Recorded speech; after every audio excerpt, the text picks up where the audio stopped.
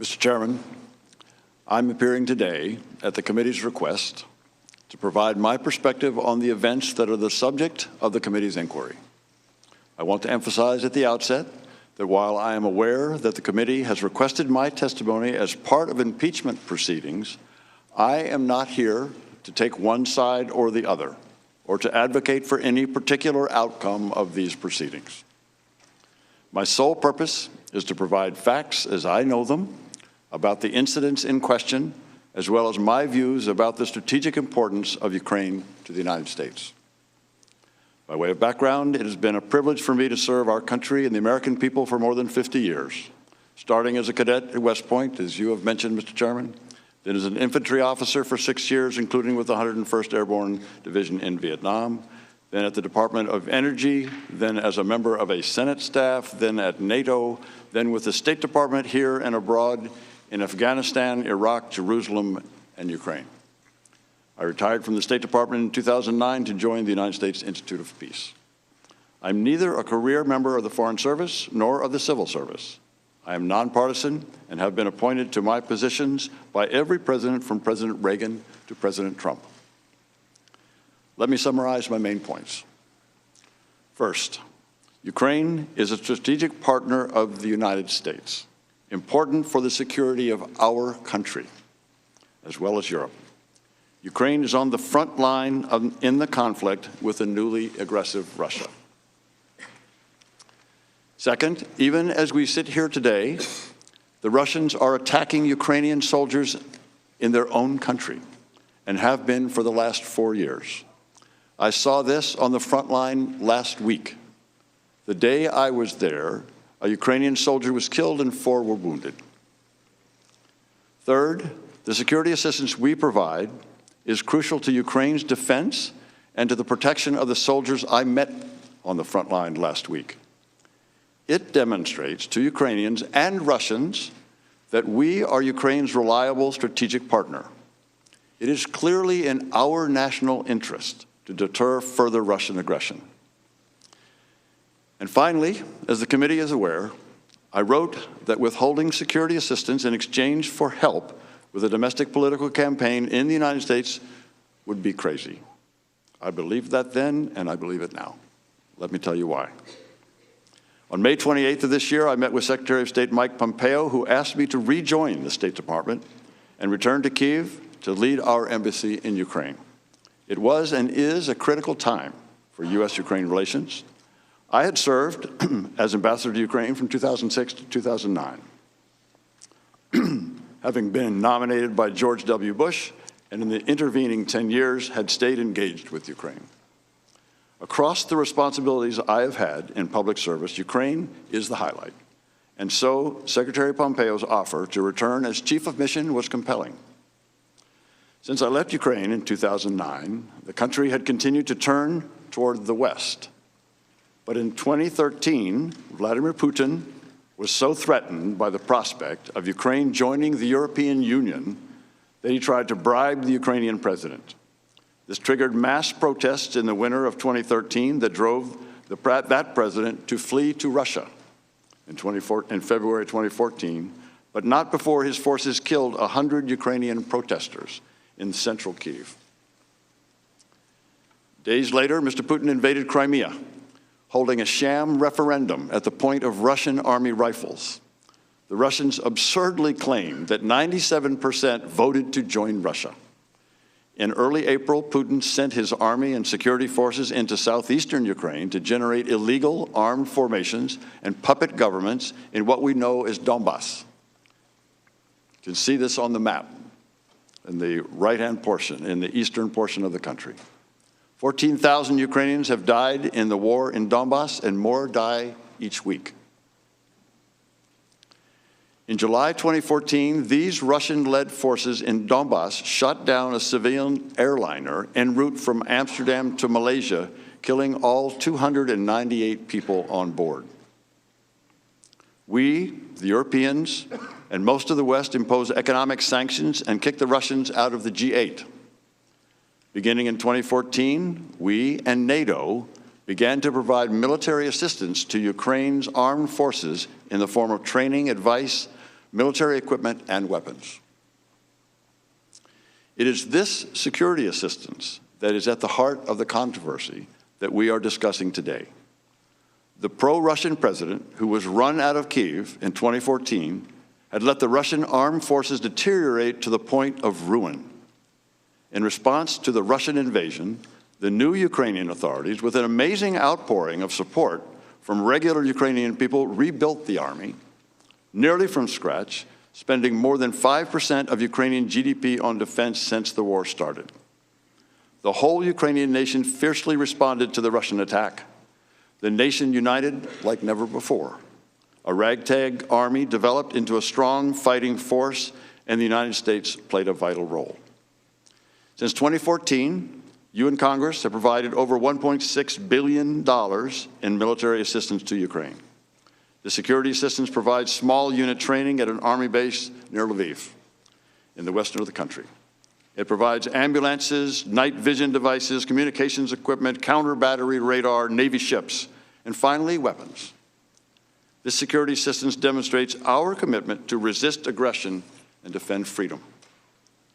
During the 2014 to 2016 period, I was serving outside of government and joined two other former ambassadors to Ukraine in urging the Obama administration officials at the State Department, Defense Department, and other agencies to provide lethal defensive weapons to Ukraine in order to deter further Russian aggression. I also supported much stronger sanctions on Russia. I was pleased when the Trump administration provided Javelin anti-tank missiles and enacted stronger sanctions. All to say, I cared about Ukraine's future and the important U.S. interests there. So when Secretary Pompeo asked me to go back to Kyiv, I wanted to say yes, but it was not an easy decision. The former ambassador, Masha Yovanovitch, has been treated poorly, caught in a web of political machinations both in Kyiv and in Washington. I feared that those problems were still present. I consulted both my wife and a respected former senior Republican official who has been a mentor. I will tell you that my wife, in no uncertain terms, strongly opposed the idea. The mentor counseled, if your country asks you to do something, you do it if you can be effective. I could be effective only if the U.S. policy of strong support for Ukraine, strong diplomatic support, along with robust security, economic, and technical assistance were to continue, and if I had the backing of the Secretary of State to implement that policy. And I worried about what I had heard concerning the role of Rudy Giuliani, who had made several controversial statements about Ukraine and U.S. policy toward the country.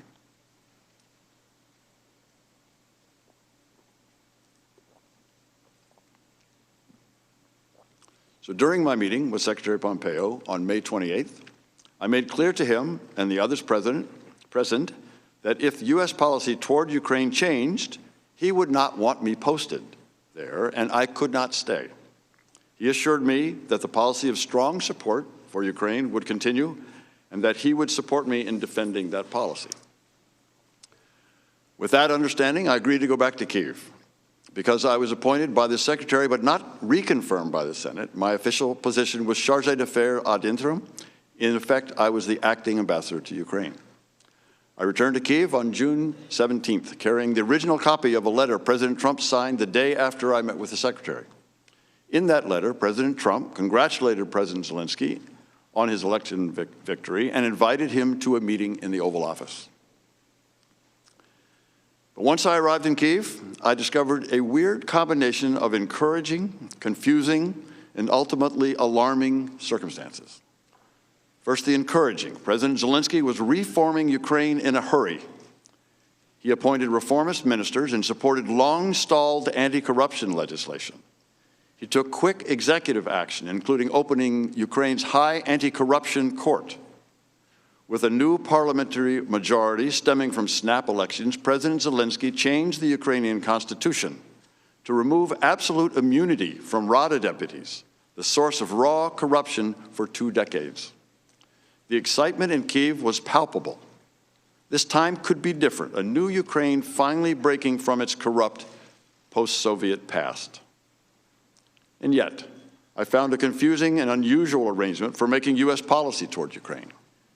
There appeared to be 2 channels of U.S. policymaking and implementation one regular and one highly irregular.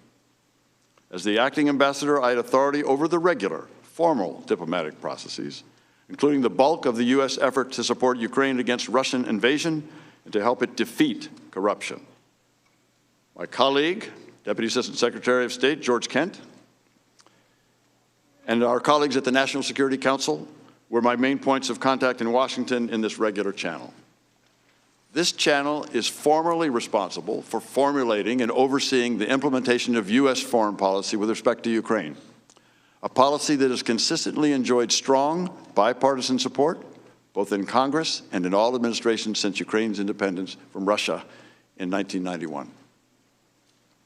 At the same time, however, I encountered an irregular, informal channel of U.S. policymaking with respect to Ukraine, unaccountable to Congress, a channel that included then Special Envoy Kurt Volker, U.S. Ambassador to the European Union Gordon Sondland, Secretary of Energy Rick Perry, White House Chief of Staff Mick Mulvaney, and, as I subsequently learned, Mr. Giuliani. I was clearly in the regular channel, but I was also in the irregular one to the extent that Ambassadors Volker and Sondland including me in certain conversations. Although this irregular channel was well connected in Washington, it operated mostly outside of official State Department channels. The irregular channel began when Ambassador Volker, Ambassador Sondland, Secretary Perry, and Senator Ron Johnson briefed President Trump on May 23rd upon their return from President Zelensky's inauguration. The delegation was as enthusiastic as I would soon become about the new Ukrainian president and urged President Trump to meet with him early on to cement the U.S.-Ukraine relationship. But from what I understood from the participants, President Trump did not share their enthusiasm for a meeting with President Zelensky. When I arrived in Kyiv, the actions of both the regular and the irregular channels of foreign policy appeared to serve the same goal, a strong U.S.-Ukraine partnership. But it became clear to me by August that the channels had diverged in their objectives. As this occurred, I became increasingly concerned.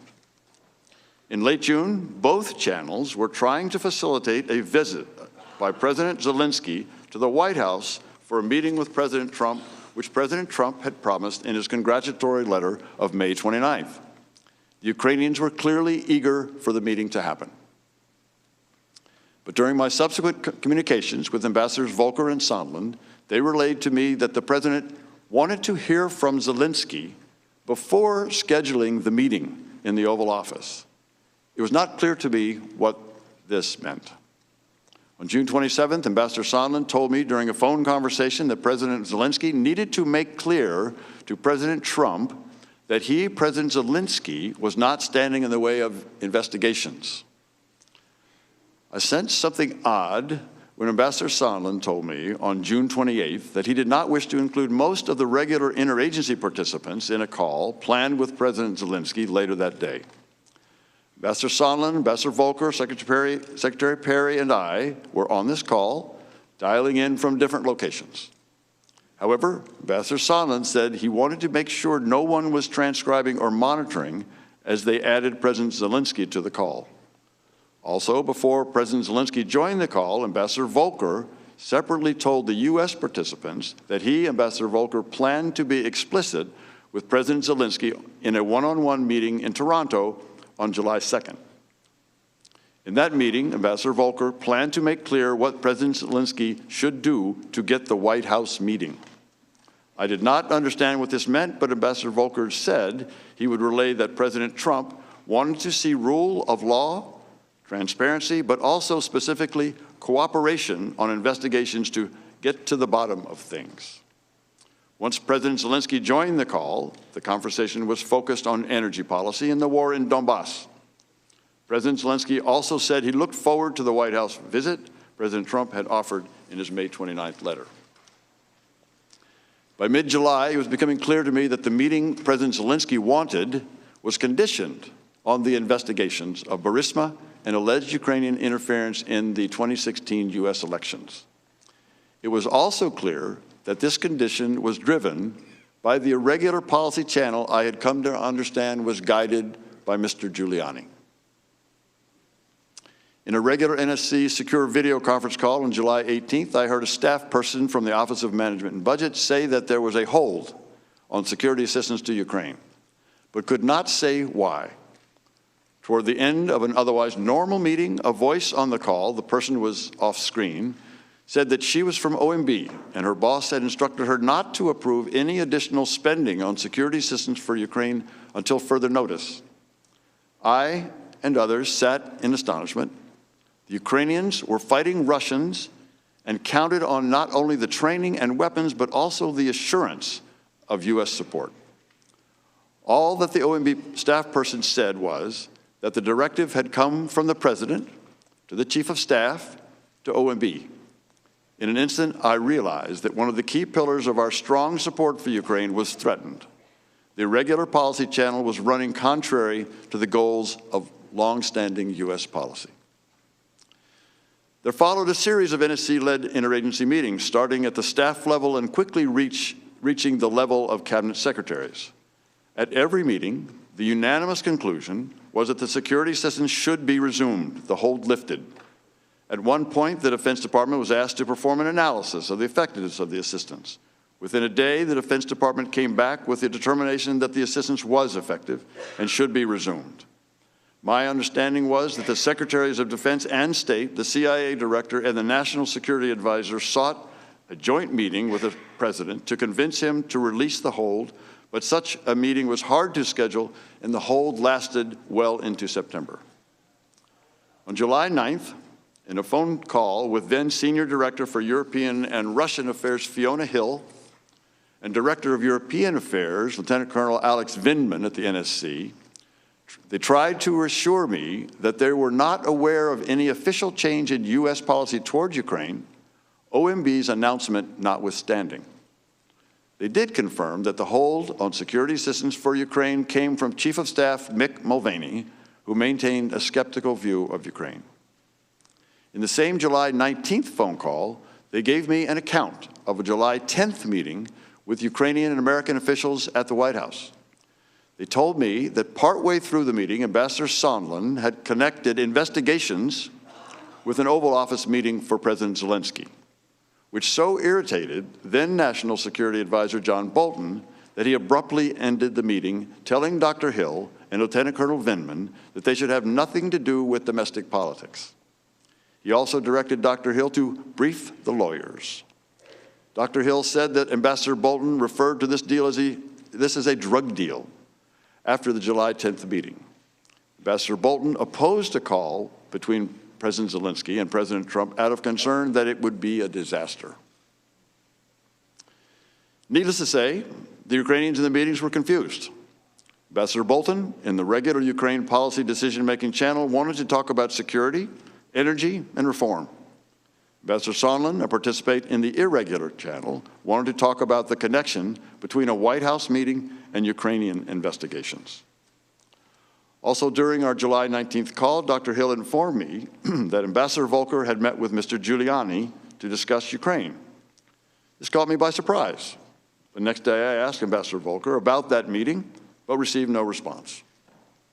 I began to sense that these two separate decision-making channels, the regular and the irregular, were separate and at odds. Later that day, I received text messages on a three-way WhatsApp text conversation with Ambassadors Volker and Sondland, a record of which was provided by Ambassador Volker. Ambassador Sondland said that a call between President Trump and President Zelensky would take place soon. Ambassador Volker said that what was most important is for Zelensky to say that he will help investigation and address any specific personnel issues if there are any. On the next day, July 20th, I had a phone conversation with Ambassador Sondland while he was on a train from Paris to London. Ambassador Sondland told me that he had recommended to President Zelensky that he use the phrase, "I will leave no stone unturned," with regard to investigations when President Zelensky spoke with President Trump.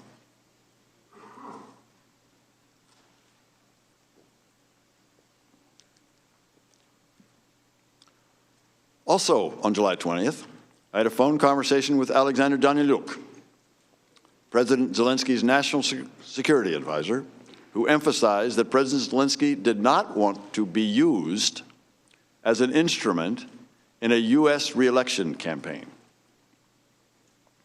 The next day, I texted both Ambassadors Volker and Sondland about President Zelensky's concern. On July 25th, President Trump and President Zelensky had the long-awaited phone conversation. Even though I was acting ambassador and was scheduled to meet with President Zelensky along with Ambassador Volker the following day, I received no readout of the call from the White House. The Ukrainian government issued a short, cryptic summary. During a previously planned July 26 meeting, President Zelensky told Ambassador Volker and me that he was happy with the call, but did not elaborate. President Zelensky then asked about the face-to-face meeting in the Oval Office as promised in the May 29th letter from President Trump. We could give him no firm answer. After our meeting with President Zelensky, Ambassador Volker and I traveled to the front line in northern Donbass to receive a briefing from the commander of forces on the line of contact. Arriving for the briefing in the military headquarters, the commander thanked us for the security assistance. But I was aware that this assistance was on hold, which made me uncomfortable. Ambassador Volker and I could see the armed and hostile Russian-led forces on the other side of the damaged bridge across the line of contact. Russian-led forces continue to kill Ukrainians in the war, 1 or 2 a week. More Ukrainians would undoubtedly die without the U.S. assistance. Although I spent the morning of July 26 with President Zelensky and other Ukrainian officials, the first summary of the July 25th Trump-Zelensky call that I heard from anybody inside the U.S. government was during a phone call I had with Tim Morrison, Dr. Hill's recent replacement at the NSC, on July 28th. Mr. Morrison told me that the call could have been better, and that President Trump had suggested that President Zelensky or his staff meet with Mr. Giuliani and Attorney General William Barr. I did not see any official readout of the call until it was publicly released on September 25th. By August, I was becoming more concerned. On August 16th, I exchanged text messages with Ambassador Volker in which I learned that Andriy Yermak, a senior advisor to President Zelensky, had asked that the United States submit an official request for an investigation into Burisma's alleged violations of Ukrainian law, if that is what the United States desired. A formal U.S. request to the Ukrainians to conduct an investigation based on violations of their own law struck me as improper, and I recommended to Ambassador Volker that we stay clear. To find out the legal aspects of the question, however, I gave him the name of a Deputy Assistant Attorney General whom I thought would be the proper point of contact for seeking a U.S. request for a foreign investigation. By mid-August, because the security assistance had been held for over a month for no reason that I could discern, I was beginning to fear that the long-standing U.S. policy of support for Ukraine was shifting. I called State Department Counselor Ulrich Breckbuhl to discuss this on August 21st. He said he was not aware of a change in policy, but would check on the status of the security assistance. My concern deepened the next day on August 22nd during a phone conversation with Mr. Morrison. I asked him if there had been a change in policy of strong support for Ukraine, to which he responded, "It remains to be seen." He also told me during this call that the president doesn't want to provide any assistance at all. That was extremely troubling to me, as I had told Secretary Pompeo in May, if the policy of strong support for Ukraine were to change, I would have to resign. Based on my call with Mr. Morrison, I was preparing to do so. Just days later, on August 27th, Ambassador Bolton arrived in Kyiv and met with President Zelensky. During their meeting, security assistance was not discussed. As far as I knew, the Ukrainians were not aware of the hold until August 29th. I, on the other hand, was all too aware of and still troubled by the hold. Near the end of Ambassador Bolton's visit, I asked to meet him privately, during which I expressed to him my serious concern about the withholding of military assistance to Ukraine while the Ukrainians were defending their country from Russian aggression. Ambassador Bolton recommended that I send a first-person cable to Secretary Pompeo directly, relaying my concerns. I wrote and transmitted such a cable on August 29th describing the folly I saw in withholding military aid to Ukraine at a time when hostilities were still active in the East and when Russia was watching closely to gauge the level of American support for the Ukrainian government. The Russians, as I said at my deposition, would love to see the humiliation of President Zelensky at the hands of the Americans. I told the Secretary that I could not and would not defend such a policy. Although I received no specific response, I heard that soon thereafter, the Secretary carried the cable with him to a meeting at the White House focused on security assistance for Ukraine. The same day that I sent my cable to the Secretary, Mr. Yermak contacted me very concerned, asking about the withheld security assistance. The hold that the White House had placed on assistance had just been made public that day in a Politico story. At that point, I was embarrassed that I could give him no explanation for why it was withheld. It had still not occurred to me that the hold on security assistance could be related to the investigations. That, however, would change. On September 1st, just 3 days after my cable to Secretary Pompeo, President Zelensky met Vice President Pence at a bilateral meeting in Warsaw. President Trump had planned to travel to Warsaw, but at the last minute had canceled because of Hurricane Dorian. Just hours before the Pence-Zelensky meeting, I contacted Mr. Daniluk to let him know that the delay of U.S. assistance was an all-or-nothing proposition in the sense that if the White House did not lift the hold prior to the end of the fiscal year, September 30th, the funds would expire and Ukraine would receive nothing. I was hopeful that at the bilateral meeting, or shortly thereafter, the White House would lift the hold, but this was not to be. On the evening of September 1st, I received a readout of the Pence-Zelensky meeting over the phone from Mr. Morrison, during which he told me that President Zelensky had opened the meeting by immediately asking Vice President about the security cooperation. The Vice President did not respond substantively, but said that he would talk to President Trump that night. The Vice President did say that President Trump wanted the Europeans to do more to support Ukraine and that he wanted the Ukrainians to do more to fight corruption. During the same phone call with Mr. Morrison, he described a conversation Ambassador Sondland had with Mr. Yermak in Warsaw. Ambassador Sondland told Mr. Yermak that the security assistance money would not come until President Zelensky committed to pursue the Burisma investigation. I was alarmed by what Mr. Morrison told me about the Sondland-Yermak conversation.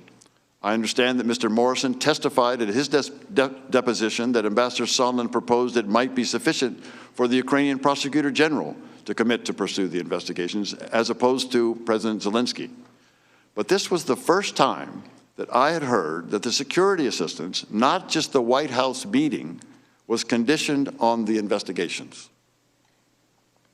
Very concerned, on that same day, September 1st, I sent Ambassador Sondland a text message asking if we are now saying that the security assistance and a White House meeting are conditioned on investigations.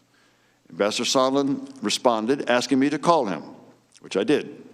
During that phone call, Ambassador Sondland told me that President Trump had told him that he wants President Zelensky to state publicly that Ukraine will investigate Burisma and alleged Ukrainian interference in the 2016 election.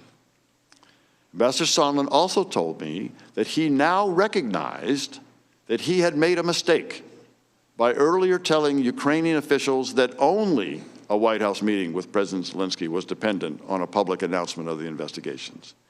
In fact, Ambassador Sondland said, everything was dependent on such an announcement, including security assistance. He said that President Trump wanted President Zelensky in a public box by making a public statement about ordering such investigations. In the same September 1st call, I told Ambassador Sondland that President Trump should have more respect for another head of state, and that what he described was not in the interest of either President Trump or President Zelensky. At that point, I asked Ambassador Sondland to push back on President Trump's demand. Ambassador Sondland pledged to try. I suggested the possibility that Ukrainian Prosecutor General, rather than President Zelensky, would make a statement about the investigations, potentially in coordination with Attorney General Barr's probe into the investigation of interference in the 2016 elections. The next day, September 2nd, Mr. Morrison called to inform me that Mr. Daniluk had asked him to come to his hotel in Warsaw. Mr. Daniluk expressed President Zelensky's concern about the possible loss of U.S. support for Ukraine. In particular, Mr. Morrison relayed to me that the inability of any U.S. officials to respond to the Ukrainians' explicit questions about security assistance was troubling them. I was experiencing the same tension in my dealings with the Ukrainians, including a meeting I had had with the defense minister that day. On September 5th, I accompanied Senators Johnson and Murphy during their visit to Kyiv. When we met with President Zelensky, his first question to the senators was about the withheld security assistance. My recollection of the meeting is that both senators stressed that bipartisan support for Ukraine in Washington was Ukraine's most important strategic asset, and that President Zelensky should not jeopardize that bipartisan support by getting drawn into U.S. domestic politics. I had been making, and continue to make, this point to all of my official Ukrainian contacts. But the odd push to make President Zelensky publicly commit to investigations of Burisma and alleged interference in the 2016 election showed how the official foreign policy of the United States was undercut by the irregular efforts led by Mr. Giuliani. 2 days later, September 7th, I had a conversation with Mr. Morrison, in which he described a phone conversation earlier that day between Ambassador Sondland and President Trump. Mr. Morrison said that he had a sinking feeling after learning about this conversation from Ambassador Sondland. According to Mr. Morrison, President Trump told Ambassador Sondland he was not asking for a quid pro quo. But President Trump did insist that President Zelensky go to a microphone and say he is opening investigations of Biden and 2016 election interference, and that President Zelensky should want to do this himself. Mr. Morrison said that he told Ambassador Bolton and the NSC lawyers of this phone call between President Trump and Ambassador Sondland. The following day, on September 8th, Ambassador Sondland and I spoke on the phone. He confirmed that he had talked to President Trump, as I had suggested a week earlier, but that President Trump was adamant that President Zelensky himself had to clear things up and do it in public. President Trump said it was not a quid pro quo. I believe this was the same conversation between Ambassador Sondland and President Trump that Mr. Morrison had described to me on September 7th. Ambassador Sondland also said that he had talked to President Zelensky and Mr. Yermak and had told them that although this was not a quid pro quo, if President Zelensky did not clear things up in public, we would be at a stalemate. I understood a stalemate to mean that Ukraine would not receive the much-needed military assistance. Ambassador Sondland said that this conversation concluded with President Zelensky agreeing to make a public statement in an interview on CNN. Shortly after that call with Ambassador Sondland, I expressed my strong reservations in a text message to Ambassador Sondland, stating that my nightmare is that they, the Ukrainians, give the interview and don't get the security assistance. The Russians love it, and I quit. And I was serious. The next day, September 9th, I said to Ambassador Sondland and Volker that the message to the Ukrainians and the Russians we send with the decision on security assistance is key. With the hold, we have already shaken their faith in us. I also said I think it's crazy to withhold security assistance for help with the political campaign. Ambassador Sondland responded about 5 hours later that I was incorrect about President Trump's intentions. The president has been crystal clear, no quid pro quos of any kind. During our call on September 8th, Ambassador Sondland tried to explain to me that President Trump is a businessman. When a businessman is about to sign a check to someone who owes him something, the businessman asks that person to pay up before signing the check. Ambassador Volker used the same language several days later while we were together at the Yalta European Strategy Conference. I argued to both that the explanation made no sense. The Ukrainians did not owe President Trump anything, and holding up security assistance for domestic political gain was crazy, as I had said in my text message to Ambassador Sondland and Volker on September 9th. Finally, On September 11th, I learned that the hold had been lifted and that security assistance would be provided. I was not told the reason why the hold had been lifted. The next day, I personally conveyed the news to President Zelensky and the Ukrainian foreign minister, and I again reminded Mr. Yermak of the high strategic value of bipartisan support for Ukraine and the importance of not getting involved in other countries' elections. My fear at the time was that since Ambassador Sondland had told me President Zelensky had already agreed to do a CNN interview, President Zelensky would make a statement regarding investigations that would have played into domestic U.S. politics. I sought to confirm through Mr. Daniluk that President Zelensky was not planning to give such an interview to the media. While Mr. Daniluk initially confirmed that on September 12th, I noticed during a meeting on the morning of September 13th at President Zelensky's office that Mr. Yermak looked uncomfortable in response to the question. Again, I asked Mr. Daniluk to confirm that there would be no CNN interview, which he did. On September 25th, at the UN General Assembly session in New York City, President Trump met President Zelensky face-to-face. He also released the transcript of the July 25th call. The United States gave the Ukrainians virtually no notice of the release, and they were livid. Although this was the first time I had seen the details of President Trump's July 25th call with President Zelensky, in which he mentioned Vice President Biden, I had come to understand well before then that investigations was a term Ambassadors Volker and Sondland used to mean matters related to the 2016 elections and to investigations of Burisma and the Bidens.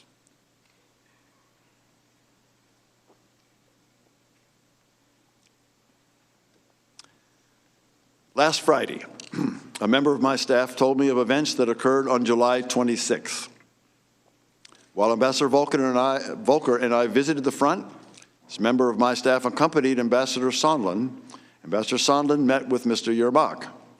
Following that meeting, in the presence of my staff at a restaurant, Ambassador Sondland called President Trump and told him of his meetings in Kyiv. The member of my staff could hear President Trump on the phone asking Ambassador Sondland about the investigations. Ambassador Sondland told President Trump the Ukrainians were ready to move forward. Following the call with President Trump, the member of my staff asked Ambassador Sondland what President Trump thought about Ukraine. Ambassador Sondland responded that President Trump cares more about the investigations of Biden, which Giuliani was pressing for. At the time I gave my deposition on October 22nd, I was not aware of this information. I'm including it here for completeness.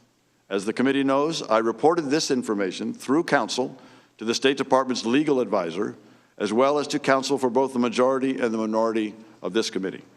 It is my understanding that the committee is following up on this matter. Mr. Chairman, I recognize that this is rather a lengthy recitation of the events of the past few months, told from my vantage point in Kyiv. But I also recognize the importance of the matters your committee is investigating. And I hope that this chronology will provide some framework for your questions. As I mentioned in my October 22nd deposition, the information and quotes in my testimony are based on my best recollection as well as a review of my personal notes. Let me return to the points I made at the outset. Ukraine is important to the security of the United States. The largest country in Europe by landmass, Ukraine is a young democracy struggling to join Europe and ally itself with the United States. It has been violently attacked by Russia, which continues its armed aggression against Ukraine to this day. If we believe in the principle of the sovereignty of nations, on which our security and the security of our friends and allies depends, if we believe that nations get to decide on their own economic, political, and security alliances, we must support Ukraine in its fight against its bullying neighbor. Russian aggression cannot stand. Republican and Democratic administrations over 3 decades have been generous with assistance funding, both civilian and military, and political support. With overwhelming bipartisan majorities, Congress has imposed harsh sanctions on Russia for invading and occupying Ukraine. Mr. Chairman, there are 2 Ukraine stories today. The first is the one we're discussing this morning that you have been hearing about for the past 2 weeks. It's a rancorous story about whistleblowers Mr. Giuliani, side channels, quid pro quos, corruption, and interference in elections. In this story, Ukraine is merely an object. But there's another story, a positive, bipartisan one. In this second story, Ukraine is the subject. This one is about young people in a young nation struggling to break free of its past, hopeful that their new government will finally usher in a new Ukraine, proud of its independence from Russia, eager to join Western institutions and enjoy a more secure and prosperous life. This story describes a nation developing an inclusive democratic nationalism, not unlike what we in America, in our best moments, feel about our diverse country. Less concerned about what language we speak, what religion, if any, we practice, where our parents and grandparents came from, more concerned about building a new country. And I'm now looking forward to your